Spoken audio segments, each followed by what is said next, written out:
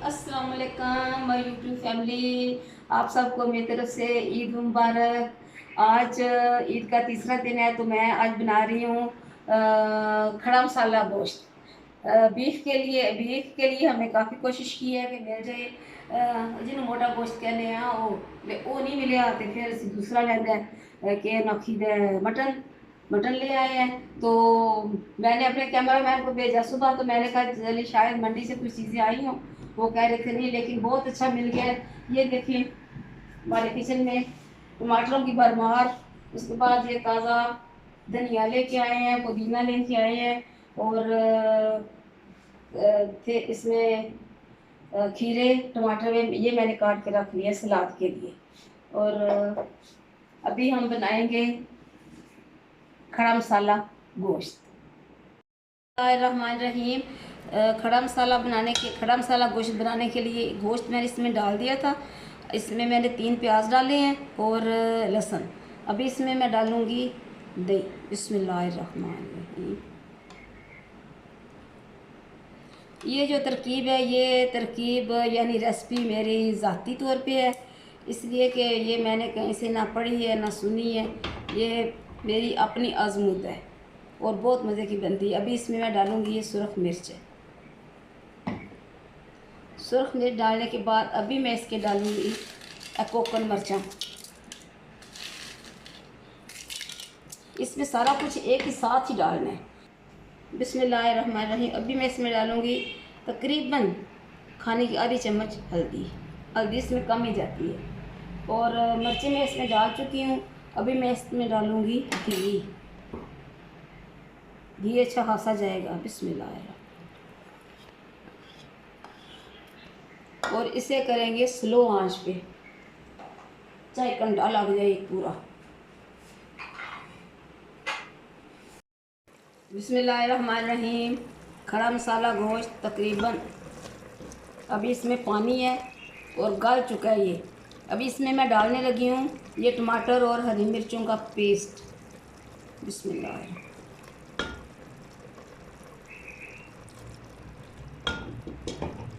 टमाटर वैसे तो ख़राब हो जाते हैं, तो मैंने इनका पेस्ट बना लिया था। हरी मिर्चें भी काफ़ी थी, इसलिए रमज़ान मुबारक में मैं इसी तरह सालन बनाती रही हूँ, उनको इस्तेमाल करती रही हूँ, इसलिए कि टमाटर ज़्यादा जल्दी ख़राब हो जाते हैं।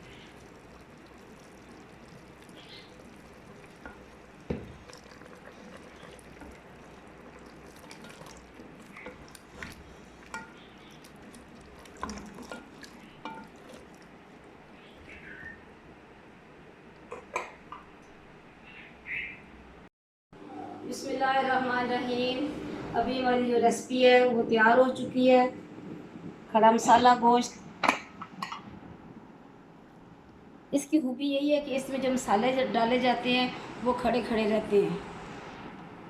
अभी हम इससे डिश आउट करेंगे, तो इससे पहले मैं आपसे चंद बातें करूंगी कि रमज़ान मुबारक के महीने में मैंने काम नहीं किया रेसिपी का, तो फिर भी कोशिश की है कि इसके साथ थोड़ा सा टच रहे। मैं बीमार हो गई थी, मेरे बाजू पे बहुत बड़ा ज़ख्म हो गया था, लेकिन इसके बावजूद मैंने घर वालों के जो रोज़े थे जिनके, उनके लिए सेहरियाँ इफ्तारियाँ बनाती रही हूँ। और अल्लाह का शुक्र है कि ज़्यादा मुझे तकलीफ़ नहीं हुई। लेकिन रेसिपी बनाने के लिए एक प्रोसीजर होता है, काम करना होता है, 3-4 घंटे लग जाते हैं। कुछ चीज़ें बनानी होती हैं, कुछ तैयार करनी होती हैं, कुछ कच्ची कुछ पक्की, कुछ लाना होता है। इसलिए फिर रोज़े भी थे तो रोज़े वालों को मैंने तंग नहीं किया। तो इंशाल्लाह अभी रेसिपी बनाएंगे, नई नई रेसिपियाँ आएंगी और आपको बताएंगे, दिखाएंगे और मज़े करेंगे। तो इससे अब हम करते हैं डिश आउट और इस आपसे बात करते हैं। बिस्मिल्लाहिर्रहमानिर्रहीम। फ़बे ये लाए रब्बे को मात को ज़बान। और तुम अपने रब की कौन कौन सी नेमत को झुटलाओगे। अल्लाह ताला ने हमारे खाने के लिए बेहतरीन नेमतें, चीज़ें, हलाल गोश्त पैदा किया है। खुद भी खाएं, दूसरों को भी खिलाएं, अपने दस्तरखान को बढ़ाएं। रमज़ान मुबारक में मैंने देखा बहुत से लोगों को खाना खिलाया है और उनकी मदद की है। इसी तरह अल्लाह ताला ज़िंदगी दे सबको, तो आइंदा भी रमज़ान मुबारक जो आने वाले हैं, अल्लाह करे कि हमारी ज़िंदगी में वो आएँ और हम भी इसी तरह लोगों की खिदमत करें, जिस तरह इस दफ़ा हुआ है। ये देखिए इसमें साबुत साबुत चीज़ें जाएंगी और इसका मतलब ये खड़ा मसाला कि इसमें जो मसाले हैं वो इसके पीसने नहीं चाहिए बनाते वक्त।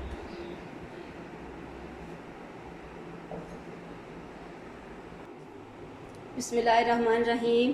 तो ये है हमारी आज की रेसिपी खड़ा मसाला गोश्त। आप भी बनाएं, पकाएं, अपने प्यारों को खिलाएं। मुझे और मेरी फैमिली को अपनी दुआओं में ज़रूर याद रखें। अल्लाह हाफिज़।